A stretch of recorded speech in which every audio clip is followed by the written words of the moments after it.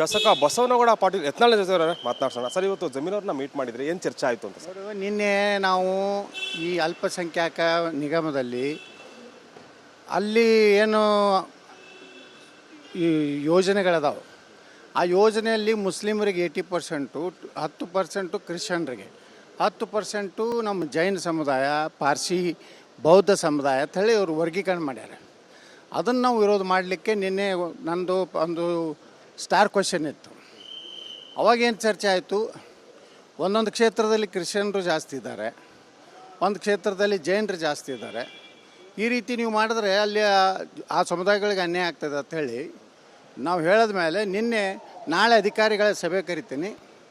ಕರೆದು ಇದ್ರ ಬಗ್ಗೆ ಒಂದು ನಾನು ವಿಧಾನಸಭಾ ವಾಯ್ಸು ಅದನ್ನು ಹಂಚಿಕೆ ಮಾಡುವಂಥದ್ದನ್ನು ಕ್ರಮ ತೊಗೋತೀನಿ. ತಾವು ಬೆಳಗ್ಗೆ 12 ಗಂಟೆಗೆ ಬಾತೇಳಿ ನಿನ್ನೆ ಸದನದಲ್ಲಿ ಅವ್ರು ಹೇಳಿದರು.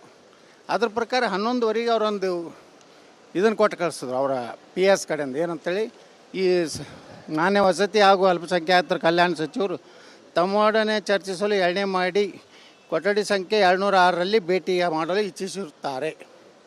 ಇದಾದ ಮೇಲೆ ನಾವು ಅಲ್ಲಿ ಹೋಗಿದ್ದೆ. ಎಲ್ಲ ಅಧಿಕಾರಿಗಳಿದ್ದರು.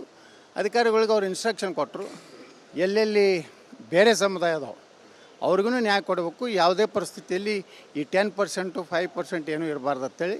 ಅದ್ರ ಜೊತೆಗೆ ಬಿಜಾಪುರದ ಒಂದು ಮನೆಗಳದು ಅರ್ಧಕ್ಕೆ ನಿಂತಿದ್ದು ವಾಪಸ್ ತೊಗೊಂಡಿದ್ರು ರಾಜಕೀಯ ಇದನ್ನು ಸೇಡು ತೀರಿಸಲಿಕ್ಕೆ. ಅದನ್ನು ಹೇಳಿದ್ದೀನಿ, ಮಾಡ್ಬೋದು ಬಿಡ್ಬೋದು. ಆದರೆ ನಾನು ನಿನ್ನೆ ಆದ ಚರ್ಚೆ ಹಿನ್ನೆಲೆಯಲ್ಲಿ ಆನ್ ರೆಕಾರ್ಡ್ ಇದೆ, ಅಲ್ಲಿ ಹೋಗಿದ್ದೆ.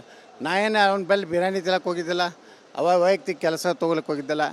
ನಾವು ವಕಫ್ ಸಲುವಾಗಿ ಏನು ಹೋರಾಟ ಮಾಡ್ತಾಯಿದ್ದೀವಿ, ಆ ಹೋರಾಟದ ಪರಿಣಾಮ ಇವತ್ತು ರಾಜ್ಯದಲ್ಲಿ ಈ ಸರ್ಕಾರ ನಲಿಗೆ ಹೋಗಿದೆ. ಅದಕ್ಕೊಂದು ಭಯ ಬಂದಿದೆ.